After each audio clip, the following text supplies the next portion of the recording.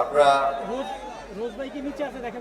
1977 সাল ওই রাষ্ট্রপতি জিয়া রহমানের খাল খনন কর্মসূচির কথা অনেকেই দেখেছেন, অনেকেই শুনেছেন। ওনার উদ্দেশ্য ছিল খাল খনন কর্মসূচির মাধ্যমে আমাদের দেশের গ্রামীণ অর্থনীতিকে চাঙ্গা করা, কৃষির উন্নয়ন করা এবং সে অনুযায়ী খাল খনন কর্মসূচি এদেশের মানুষের কাছে পরবর্তীতে সবচেয়ে বেশি জনপ্রিয় একটা কর্মসূচি ছিল। সেই কারণে আমরা যে উপকারটুকু পেয়েছি, উপকারটুকু ছিল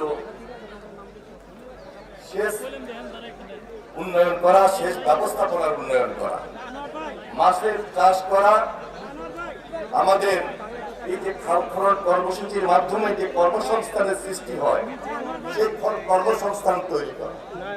আরেকদিকে এখানে খালের দুই পাড়ে যে গাছ লাগানো হবে তার জন্য একটা পরিবেশ এবং পরিবেশটা উন্নত হওয়ার পাশাপাশি এই যে গাছের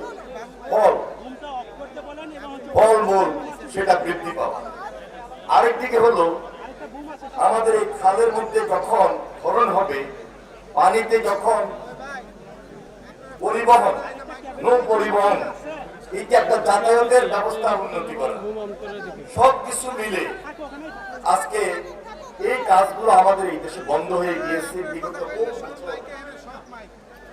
আমাদের মাননীয় প্রধানমন্ত্রী মরহুমা বেগম খালেদা জিয়া অনেকগুলা খাল কর্মসূচি হাতে নিয়েছিলেন, কিন্তু পরবর্তী ধারাবাহিকতা আমরা দেখতে পাই না বিদায় আজকে আমরা লক্ষ্য করুন সারা বাংলাদেশে এই কর্মসূচি প্রায় বন্ধ হয়ে গিয়েছে। নির্বাচনী প্রতিশ্রুতি অনুযায়ী, অঙ্গীকার অনুযায়ী মাননীয় প্রধানমন্ত্রী জনাব তারেক রহমান আবার এই কর্মসূচি হাতে নিয়েছে, আজকে তার উদ্বোধন। এবং আমরা এই উদ্বোধনী প্রোগ্রাম এখানে শুরু করেছি এবং এই কাজ অব্যাহত থাকবে, এই কাজ চলমান থাকবে। আমাদের টার্গেট হলো আগামী 5 বছরে 20,000 কিলোমিটার খাল কর্মসূচি আমরা হাতে নিয়েছি। যদি এটি অব্যাহত থাকে আমরা শেষ করতে পারি ইনশাল্লাহ। সারা বাংলাদেশ আবার জিয়া রহমান যেভাবে স্বনির্ভর বাংলাদেশ গড়ে তুলেছিলেন, আবার তার গভর্নমেন্টের নেতৃত্বে বাংলাদেশ স্বনির্ভর বাংলাদেশ হবে সে আশাবাদ ব্যক্ত করে আপনাদের সহযোগিতা কামনা করে আমি আমার বক্তব্য শেষ করছি। খোদা হাফেজ। বাংলাদেশ জিন্দাবাদ।